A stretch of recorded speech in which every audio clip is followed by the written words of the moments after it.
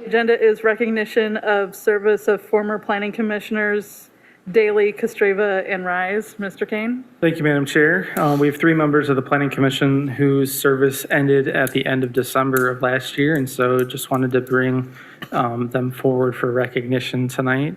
The first former member that we'll recognize is Mike Kostreva. Mike joined the Planning Commission in 2010 and is terming off after 12 years of service. So God bless him, patient guy to put up with 12 years of Planning Commission service, and we're gonna certainly miss him. Mike, if you wanna come forward, we've got the plaque you asked us not to get you, so. Speech. Good luck, you guys all. Good luck to you. Thank you. Good luck to all of you. Thanks for being with us tonight, Mike. And our next member that we'll recognize is Bill Daly. Bill served on the Planning Commission starting in 2013 and ended his service at the end of last year. So, Bill, if you want to come forward, we have a plaque for you as well.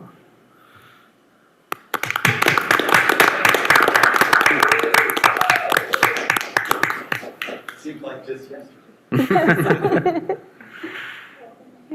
Thank you for your service, Bill. And our final member that we're recognizing tonight is Kathy Rise. Kathy wasn't able to be with us tonight, but we'll make sure that we get her plaque to her. Kathy joined the Planning Commission in 2018. So thank you to all 3 of you for your years of service to the city of Mount Pleasant.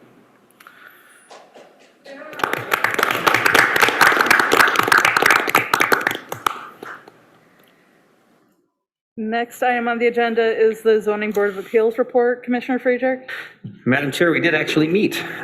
So at our December 2021 meeting, we had one case, Taco Boy at 804 South Mission Street. They were requesting a variance from the zoning code to reestablish a drive-through on the back of the building and to allow a wood fence to remain as a screen instead of the masonry fence that would be required by code. Code currently requires 200 feet of drive-through lane, but the property only has about 120 feet of usable lane for the drive-through. Though the drive-through was pre-existing, it hadn't been used in many years. In our deliberation, the zoning code decided to separate the requests into 2 separate requests, one for the fence and one for the drive-through. The zoning code requires a 6-foot tall masonry wall at the rear of the property to provide a screen for the civic zone, in this case of Fancher Elementary School, bordering the property when the property is going to have a drive-through. Currently, there is a 6-foot wood fence on the border. In addition, it appears that there's landscaping on the school's property that also provides screening. So the zoning board awarded the variance to keep the wood fence. In the matter of the drive-through, the variance was denied in a 2-2 split. There were 2 reasons for this. The first being that in order to receive a variance, there are several criteria that an applicant must meet, and they must meet all of the criteria, not just a majority of them. One of the criteria the applicant needed to meet is that the need for a variance is because his property had some unique feature that didn't apply to other properties in the same area or of the same type that would make it difficult for the applicant to comply with the zoning code. The unique criteria that the applicant put on his application was that the pandemic had occurred. Though the pandemic was unique in time, it wasn't unique to this property. Every business in Mount Pleasant experienced the difficulties of the pandemic. The second reason for the denial was a safety issue. In Michigan, variances stay with the property and don't expire upon the sale of the property. If the next owner of the property was a coffee shop or a donut shop or a fast food restaurant who primarily sold goods through the drive-through window, it is possible that this reduced length of drive-through lane would end up backing up traffic onto Mission Street, causing a safety hazard to the 40-mile-per-hour traffic on the road. So it was denied. That's it. Thank you. Yep. The next item on the agenda is communications. Mr. Kane? Madam Chair, there are no communications this evening. And We are good to go with Zoom, so we can begin the public hearings at your leisure. great, thank you. Next item on the agenda is SUP 2201 and SPR 2201. Mr. Kane? Thank you, Madam Chair. Our first public hearing this evening is for 1510 West High Street. This is a request for special use permit and site plan review for a child care center. The property is located in the CD4 General Urban Zoning District with the future land use of mixed use low. Property is currently vacant. It's owned by Sunny and Sons LLC. Little Red Wagon Daycare is the applicant, and the site area is 0.68 acres. Property is located on West High Street. This is between Henry and Bradley Streets. West High Street is also M20. Land uses to the east and west are primarily similar to the proposed land use. We've got a motorsports dealership located to the west and a retail shop to the east. Immediately south of the use is Chippewater's Park, a public park, and to the north is a single-family property. CD4 zoning and mixed-use low land uses are located east and west. To the south, we have a civic zoning and a parks public use future land use. And to the north, we have a CD3 suburban zoning with a future land use of residential. On the screen, you'll see photos of the property in its current condition. This is looking from West High Street towards the northeast. You'll see the entrance drive to the property's parking lot and the existing building located at the rear. This image is showing the view from Birch Street, which is on the north side of the property looking towards the south. So in the distance, you'll see truck traffic on West High Street, and then beyond that would be Chippewater's Park. And this perspective is looking towards the north and west. This is the rear part of the parking lot. You'll see homes and structures along Birch Street in the foreground, or I should say in the background. You will notice the landscaped area is the proposed play area that's shown on the site plan in your packet. Ooh. Childcare centers are subject to a special use permit in the CD4 General Urban Zoning District, and as such, they must meet the special use permit criteria for the use. Those are shown on the screen. The proposed land use is consistent with those conditions. With childcare centers, we typically include a condition of approval relating to that annual inspection that's conducted by the building official or fire marshal to ensure that the current codes are being followed for the childcare center. And that is included in the staff recommendation this evening.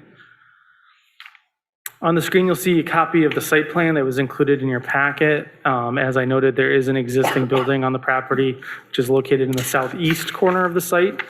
In the northwest corner of the site is the proposed fenced-in play area.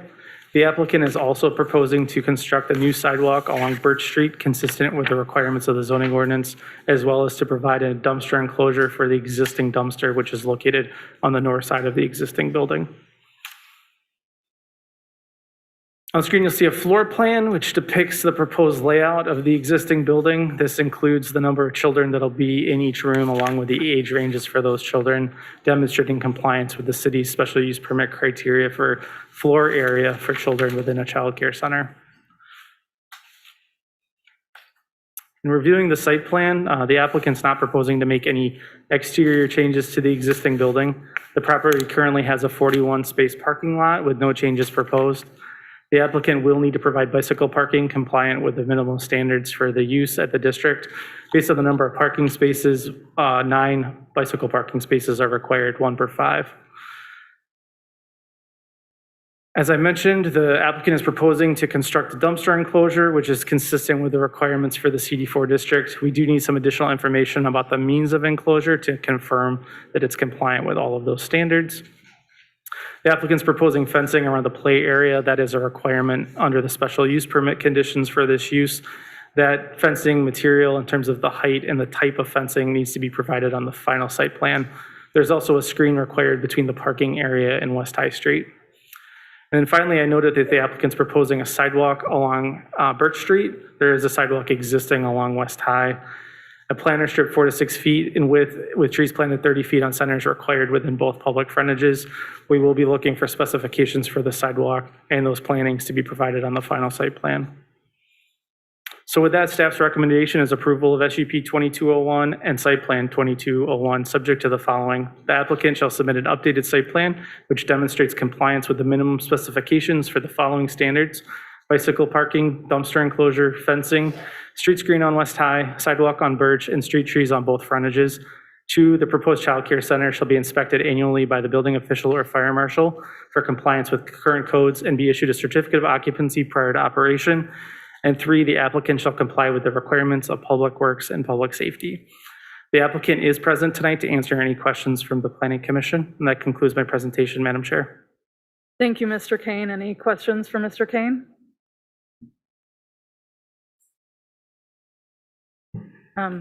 Seeing none, if the applicant would like to come up.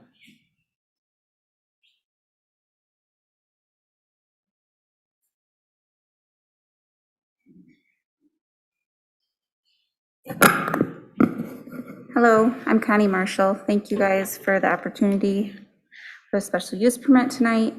I'm the owner of the Little Red Wagon Daycare. We're excited to get moving forward with this. Our area has very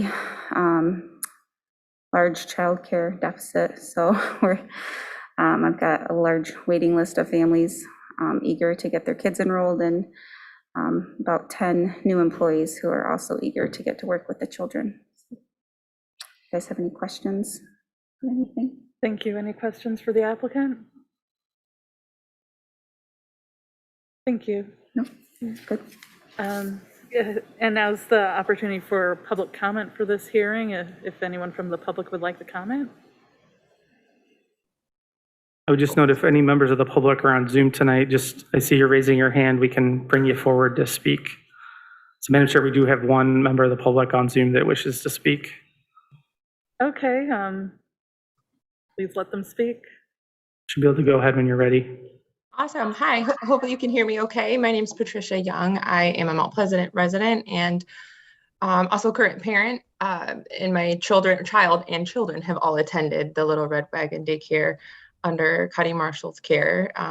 We're excited with the opportunity for the center to come along. I know it's been a challenge in Mount Pleasant, especially in the last few years, exacerbated with COVID, to find childcare in this community.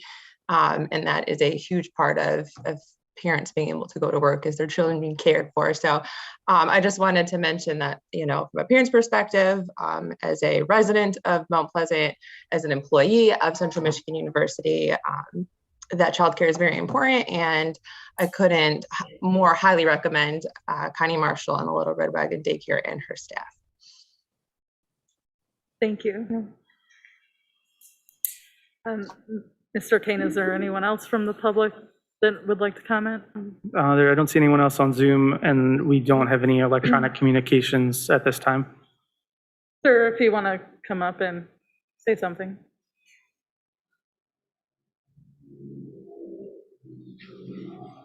Good evening, planning commissioners. Thanks for letting me have a couple minutes. My name is Michael Skinesny. I am the childcare licensing consultant for Isabella County. I work for the state of Michigan. I've worked with Ms. Marshall for 4 years now in my tenure as a childcare licensing consultant. She has always been prompt following the rules. She has great inspections. She has a great track record within our community. And amongst other daycare providers. She's worked very hard to further her education for early childhood certifications so she can undertake this project. She's worked extremely hard trying to find a site and trying to fight what I consider a very serious shortage of childcares in this community. We have less licensed childcare in this community than in almost every other community in our area. Sometimes by more than, there are other communities in this area that have 2 or 3 times the number of centers and homes than the city of Mount Pleasant does. So I am hopeful that Connie is the first of what I hope are numerous child cares to come before you in the future to ease the burden on our current child care providers who all have extensive waiting lists, and to make sure people who are coming into our community and people who currently live in this community have access to quality, affordable childcare for their children so they can work and be productive parts of our community. Thank you. Thank you. Anyone else from the public that wants to speak? Okay. I will close public comment and open up discussion. And move to approve SUP 2201 and SPR 2201, subject to the following conditions. 1, the applicant shall submit an updated site plan which demonstrates compliance with the minimum specifications for the following standards: bicycle parking, dumpster enclosure, fencing, screen on West High, sidewalk on Birch, street trees on both frontages. 2, the proposed child care center will be inspected annually by the building official or fire marshal for compliance with current codes and be issued a certificate of occupancy prior to operation. And 3, the applicant shall comply with the requirements of public works and public safety. Second. Any further discussion? All those in favor? Aye. Aye. All those opposed? Motion passes. Next item on the agenda is SUP 2202 and SBR 2202. Mr. Kane? Thank you, Madam Chair. Our second public hearing tonight is regarding 1200 South Mission Street. This is a proposal for a special use permit and site plan review for an automotive repair garage.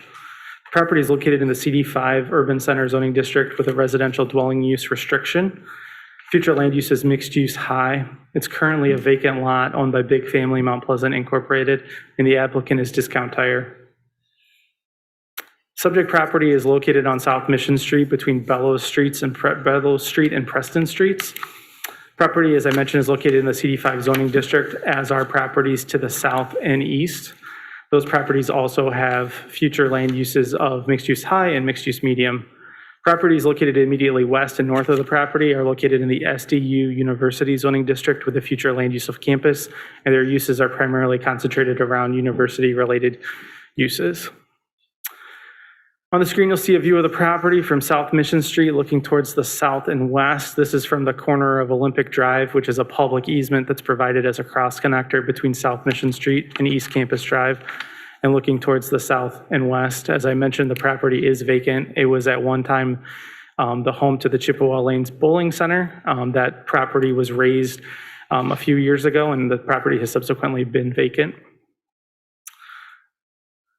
The next image on the screen will just show you current conditions of the property. This is looking from the rear or west side of the property, looking toward the northeast, out towards Mission Street. And so you'll see some of the adjacent land uses, including the Special Olympics building on the left, a retail store, office, and fast food restaurant, respectively, on the east side of the street.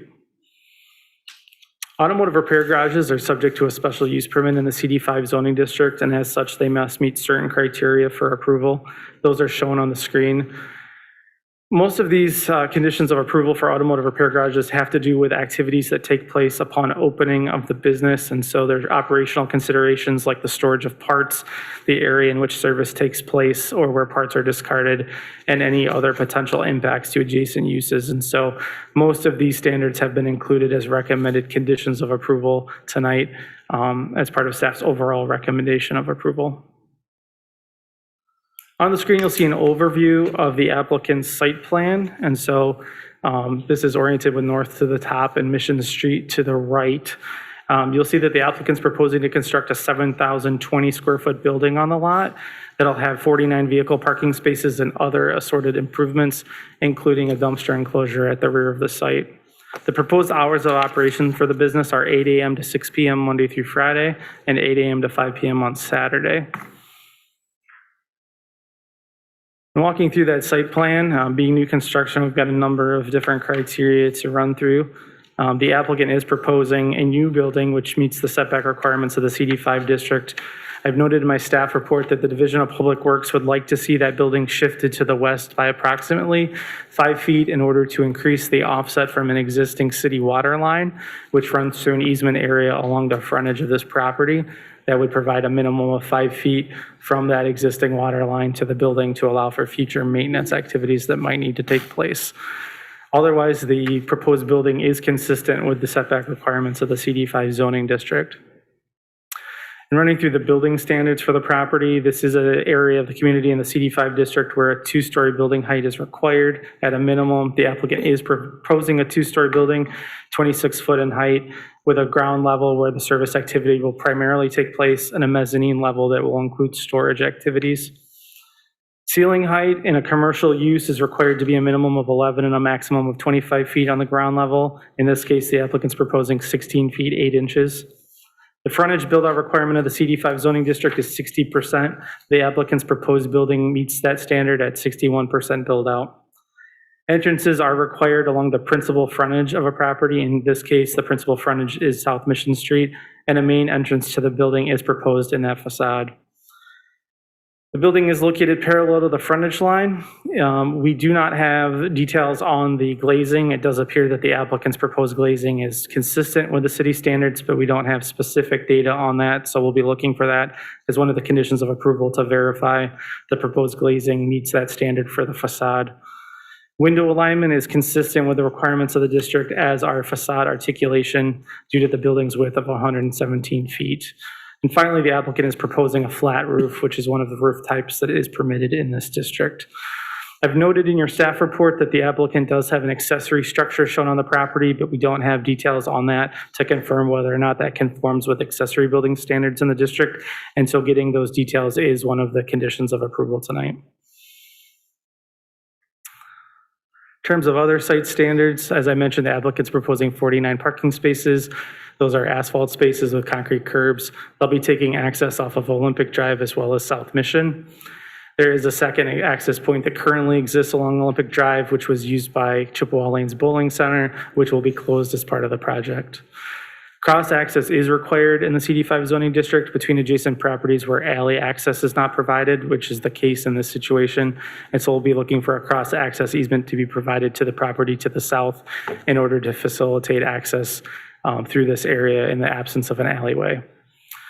Bicycle parking is required for this use. The minimum quantity relates back to the number of vehicle parking spaces. In this case, that would be 10 bicycle parking spaces in relationship to the 49 proposed vehicle parking spaces. In terms of private landscaping and fencing, the applicant is proposing to place 4 trees on site along with an additional 8 trees in that public easement area along Olympic Drive. None of those trees are required by zoning, so we appreciate that the applicant is providing those trees, although they're not code requirements. There is an existing pine tree in the public easement area that's not shown on the final landscaping plan. In consideration of the code section 154-413T, which deals with preservation of existing trees, we're calling for that tree to be maintained unless it's found to be in poor health by a certified arborist. I wish Mr. Kostreva were still here because he was very much behind the inclusion of that standard in our code and would likely appreciate, I would hope, our efforts to preserve that existing tree. And then finally, the code does require landscape islands for every 32 parking spaces. 4 islands are proposed with 4 total trees, which exceeds the city's minimum requirements. In terms of screening, the applicant is proposing a screen, or I should say a screen is required between the parking area and the property to the west. That's not currently shown, and so we'll be looking for that on the final site plan. That's consistent with a request from Central Michigan University to ensure that there's appropriate screening between this development and their property. In addition, mechanical equipment's not shown on these plans yet, and mechanical equipment is required to be screened from the public right-of-way and adjacent properties, and so we'll be looking for that screening to be shown if it's necessary. The principal building, due to its location at the front of the site, provides the required street screen from the parking to the frontage along South Mission Street, so no additional street screening is required. And then in terms of streetscape repairs, replacements, and improvements, we'll be looking for that streetscape to be brought into compliance with the standards for a 4-lane avenue, which are shown in our section 154-416 having to do with streetscape repairs. And so we'll be working with the applicant to bring that streetscape into compliance with those standards. In terms of loading and storage, the applicant does show a loading space on the project, which is located in accordance with the requirements of the CD5 zoning district. They're also proposing to demolish the existing masonry dumpster enclosure on the property and construct a new one on the southwest corner of the site. All of those activities are consistent with CD5 standards. You will note that the applicant's materials include photographs of signage. As you know, all signage is reviewed and approved under separate permit from the Building Safety Department. And so your actions tonight will not be approving any sign packages, and those aren't subject to your review. And then site lighting must conform with standards in section 9613 of the city code.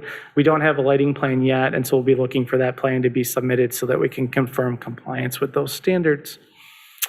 So with that, staff's recommendation is approval of SUP 2202 and SPR 2202 subject to the following conditions. 1, the applicant shall comply with all special use permit criteria for automotive repair garages. 2, cross-access shall be provided between adjacent lots to the north and south of the site as required by section 154-412A23. 3, the applicant shall submit an updated site plan which demonstrates compliance with the minimum specifications for the following standards: facade glazing, accessory building standards, bicycle parking, screening between the parking area and the property to the west, mechanical screening, and streetscaping along the South Mission frontage. 4, the applicant shall preserve the existing pine tree in the public easement area. 5, the applicant shall submit a lighting plan which demonstrates compliance with the standards of section 9613 of the Mount Pleasant City Code. And 6, the applicant shall comply with the requirements of public safety and public works. The applicant is present tonight to answer any questions that you may have about the project, and that concludes my presentation, Madam Chair. Thank you, Mr. Kane. Any questions for Mr. Kane? Hearing none, if the applicant would like to come up. Hello, my name is Joe Westerbeek with ENG, representing Discount Tire. I don't have anything to add to Jacob's presentation, but I'm happy to answer any questions you guys might have. Thank you. Any questions for the applicant? Thank you. I guess we don't have any questions. Then I will go ahead and open up public comment. If anyone would like to come up, or if there's anyone online that would like to make a comment. You don't have any electronic submittals at this time. We do have one member of the public on the Zoom call. If you wish to speak, you can use the raise hand function under reactions, or you can turn your video on and raise your hand and we'll recognize you for public comment.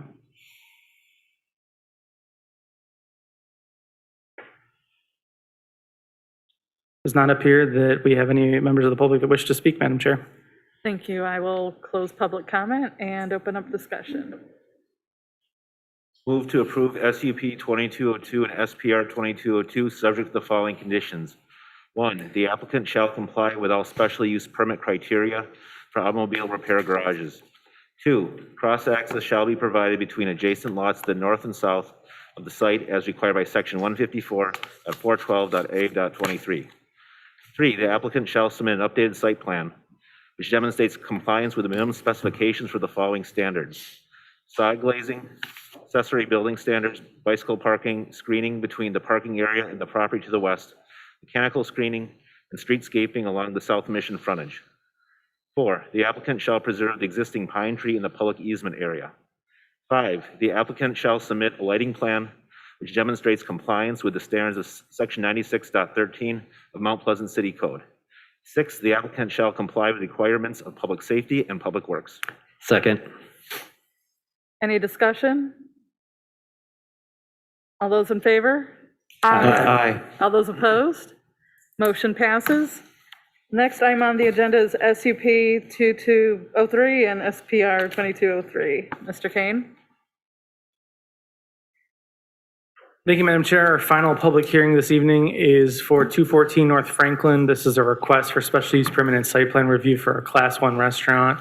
Property is located in the city's CD4 General Urban Zoning District with no special requirements. The future land use is mixed-use medium. The property was most recently used as a grocery store. The applicant and property owner are Jung LLC. Property is located on North Franklin Street between Mosier and Chippewa Streets. It is on the east side of that street. The properties on this block that face Franklin are in the CD4 zoning district with future land use of mixed-use medium. Properties immediately to the east are located in the CD3 zoning district with a future land use of residential, and the use on that block is single-family residential. This is a view of the property looking from North Franklin towards the northeast. This is a pretty small piece of property, so there's only so many vantage points that you can really get. This is the front of that. As you surely know, this was most recently the Green Tree Cooperative Grocery Store for several decades prior to the ownership change and their relocation to the building next to City Hall. And so you'll see the existing building. The applicant's not proposing to make any modifications to that existing building. She is, however, proposing to add some outdoor dining space and remove a couple trees within this front lawn area that's shown on the screen. You'll see just an alternate perspective. So this is, again, looking from North Franklin, but from the vantage point to the north, looking towards the southeast. Planning Commission will recall that a Class 1 restaurant is a restaurant with a license to serve alcohol where the essentially the cash receipts for food sales are more than 50%. So alcohol is a component of the business model, but not the overriding business model. Those uses where alcohol sales constitute more than 50% are classified as bars, nightclubs, or taverns under the city's zoning ordinance. The applicant is proposing to utilize the existing 2,520 square foot building for this Class 1 restaurant with hours of operation Tuesday through Thursday, 11 a.m. to 7:30 p.m., Friday and Saturday, 11 to 8:30 p.m., and Sunday, 11 to 7:30 p.m. The applicant's request for Class 1 restaurant is subject to a special use permit in the CD4 zoning district. As with automotive repair garages in our previous case, most of the Class 1 restaurant standards relate to operational characteristics of the business to ensure that it is in fact a Class 1 restaurant rather than a bar, nightclub, or tavern.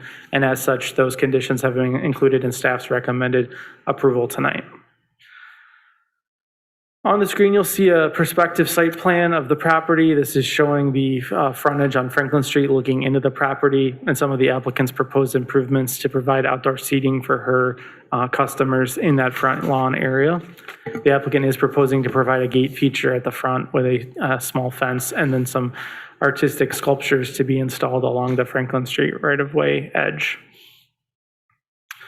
This is another perspective on that site plan with some dimensions added to it. Again, the existing building located at the back in this front yard area with some of the tree removals, the remaining trees shown here on this plan. Just running through the plan review very quickly, the applicant's not proposing to make any additions to the existing building, so there aren't any setback building standard issues. The proposed patio gate and art installations are not encroachments into any required setbacks. The applicant is proposing to remove 2 trees from that front yard space and maintain 3 other trees. By ordinance, 1 tree would be required in the front yard due to the building placement and the lot width, so they'll still be exceeding the minimum number of trees by 2. And as I noted in the previous case, signage is approved under separate permit from the Building Safety Department, so although you do see some signage depicted in these application materials, those aren't subject to Planning Commission review and approval tonight. So with that, staff's recommendation is approval of SUP 2203 and SPR 2203, subject to the following. 1, compliance with the special use permit requirements for a Class 1 restaurant under Section 154.410, and 2, compliance with the requirements of public safety and public works. The applicant is present tonight to answer any questions that the Planning Commission might have, and that concludes my presentation, Madam Chair. Thank you, Mr. Kane. Any questions for Mr. Kane? I have a question for Mr. Kane. So directly to the east, there are residential areas. Were those residents made aware that this change may be happening? Yes, so Okay. they would be within the 300-foot notice boundary that is provided by state law for all public hearings. So typically that'll reach at least a block in distance based on the city's block structure. Okay, thank you. Any other questions for Mr. Kane? If the applicant would like to come up.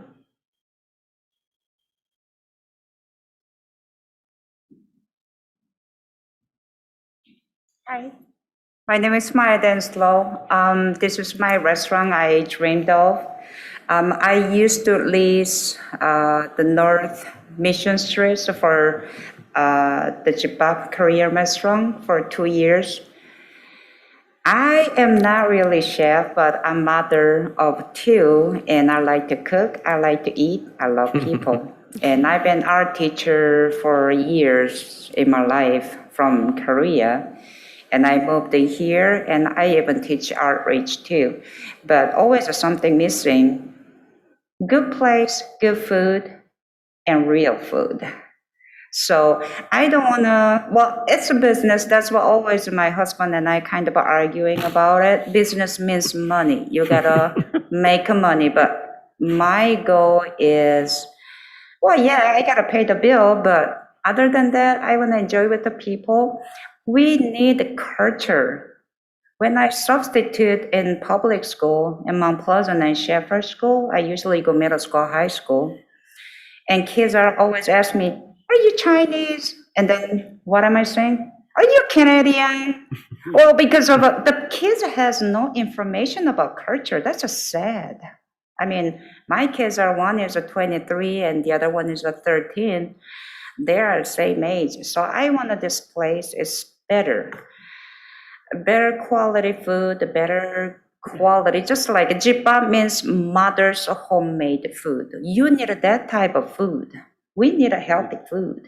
I mean, first of all, I gotta eat too, so that's the main thing. And also I want to add the cultural thing because I have ability. I've been stayed my father-in-law, so he has a 40-acre north from here. It's a life size of statues. That log is so heavy, I cannot even turn myself. So my father-in-law helped with his tractor, turn it and move it for me. So I tricked him tonight. because I really appreciate. So I want to decorate all those statues for everybody, even, whoever lives in Mount Pleasant, they have a nice walking area. So they can see what's this? And they can ask me. I would love to answer them. Because nobody questioned. Second one, nobody answered the question. Sometimes I go Korean restaurant and I ask something, I don't know what it is. The thing is, workers there, they don't know what it is.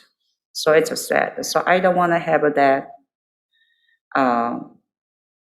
place in Mount Pleasant for people. People deserve to know better. People deserve to eat better. People deserve to enjoy better. That's my opinion. So let's make it happen, please. Any question? I can answer any kind of question if you ask me. Thank you. And also, everything made with my hands. Make a kimchi, make all side dish, everything handmade. We don't order from store. That's a difference, isn't it? Thank you. Thank you. Any questions for the applicant? Thank you. Thank you. I'll open up public comment if there's anyone from the public that would like to comment.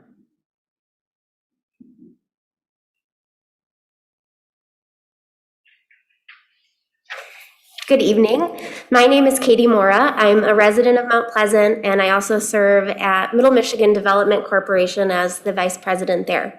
Middle Michigan Development Corporation is located right here in our downtown, and we're an organization that represents both Isabella and Clare counties. We're focused on retaining and attracting businesses to our area, and then also looking at ways that we can improve quality of life for the residents in those two counties. Maya started working with our organization about 2 years ago when COVID-19 hit and many of our businesses were negatively impacted. Maya's business was one of those that happened to be impacted quite heavily. And through our organization and the grants that we were able to provide, we were able to help support businesses like Maya's through some of the grant programs that we have given out. What I'd like to say this evening regarding Maya and Jibab is that Maya has worked with our organization and with the SBDC pretty consistently over these past 2 years, working very diligently to look at not only how she could survive, but sustain and grow her business. At Middle Michigan, we fully support her endeavors because we believe that this is the type of business that our community residents will love, that will add something unique to our community and will help to attract a variety of people to come and visit us and live here. So thank you tonight as you consider this. I'm really excited that Maya has been able to share her vision, and I hope that this is something that our community will be excited about, just as we have been at Middle Michigan. Thank you very much. Thank you. Mr. Kane, are there? Thank you. Madam Chair, we don't have anybody on Zoom or any electronic communications at the moment. Thank you. I'll close public comment and open up discussion. Move to approve SUP 2203 and SPR 2203, subject to the following conditions. 1, compliance with the special use permit requirements for a Class 1 restaurant under Section 154.410. 2, compliance with the requirements of public safety and public works. Second. Any further discussion? All those in favor? Aye. All those opposed? Motion passes.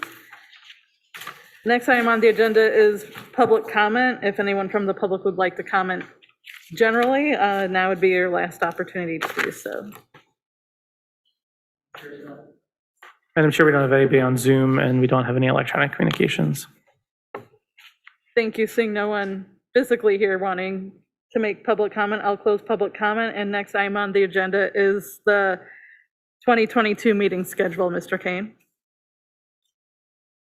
Madam Chair, every year in the January meeting, we bring forward your proposed meeting schedule for the year. We have, as a practice, extended that out into the beyond 1 year, just so we have some deadline dates established for the following year before your January meeting. We typically review the schedule to see if there's any holiday or spring break conflicts, and I'm happy to report this year there are none.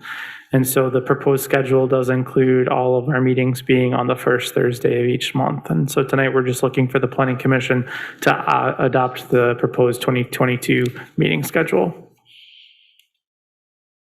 Thank you, Mr. Kane. Any questions for Mr. Kane? If anyone would like to, if there's any discussion or if anyone would like to make a motion?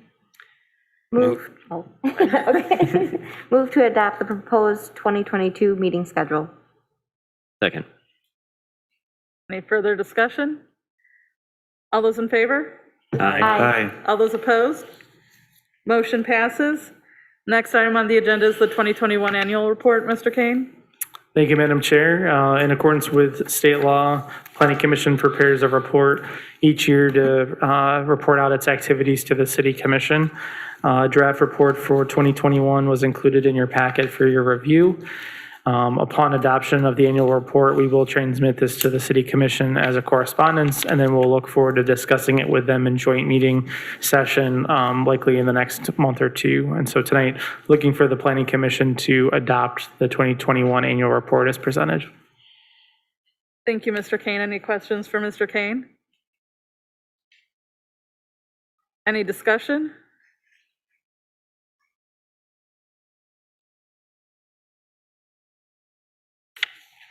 Move to approve the 2021 annual report. Second. Any further discussion? All those in favor? Aye. All those opposed? Motion passes. Next item on the agenda is discuss amendment to section 154-414 of the zoning ordinance to update ban sign standards and delete reference to downtown Mount Pleasant signage design guidelines, and consider setting a public hearing on this issue on the February 3rd, 2022 regular meeting. Mr. Kane? Thank you, Madam Chair. At your November work session, the Planning Commission discussed a request from the City Commission to look at a couple items relating to the city's sign standards. Based on the discussion at that work session, there was general agreement to provide additional flexibility on the placement of ban signs, and so we brought forward a draft ordinance with that language included for your consideration. In the process of implementing the ordinance over the last 4 years, we've also made some notes on various housekeeping issues that we'd likely address over time. One of those was addressing a reference to the downtown Mount Pleasant signage design guidelines. This is a document that was created prior to the adoption of the zoning ordinance back in 2016 as a major update to the previous ordinance's sign standards. Many of those changes ended up getting folded into the new zoning ordinance sign standards as they were presented. However, we feel like this reference is a little confusing because it's an earlier document and it's not consistent in all respects. And so we're recommending that while we're making an amendment to the sign code, that we go ahead and strike that reference as well. And so the draft the draft ordinance is in your packet this evening. We're looking for the Planning Commission to set a public hearing on the proposed text change at your February meeting. Thank you, Mr. Kane. Any questions for Mr. Kane? Any discussion? Move to set a public hearing to consider the proposed text change at the February 3rd, 2022 regular meeting. Second. Any further discussion? All those in favor? Aye. All those opposed? Motion passes. Next item on the agenda is staff report. Mr. Kane? Thank you, Madam Chair. The only thing I have this evening is just to take a moment to welcome our newest planning commissioner. And I'm hoping I left my phonetic Post-it note upstairs, so I'll let you introduce yourself. And if you want to say a few words, but I'm happy to have him here and looking forward to continuing to meet in person over the next few months, hopefully. Well, my mom said she was watching tonight, so hi, Mom. My name is Yana Savelis. I graduated CMU, went to Mount Pleasant High School. I've lived in Mount Pleasant pretty much my whole life. I'm just excited to be on this board and hopefully get to meet everyone personally and inside and outside of this meeting. So I'm happy to be here. Thank you. Welcome. Welcome. And Madam Chair, obviously, we do still have 2 vacancies on the Planning Commission, so hopefully we'll see some appointments be forthcoming. But in the interim, this is our membership. Everyone's here tonight. It's nice to see all of you in person. Commissioner Irwin and I have been kind of hanging out together for the last few months, just the 2 of us, and Laura, so I guess the 3 of us. But it's nice to see everybody in person again tonight, so welcome back. And that's all I have for tonight. Thank you. Thank you, Mr. Kane. Would anyone like to make a motion to adjourn? Move to adjourn. Second? All those in favor? Aye. Aye. All those opposed? Meeting adjourned.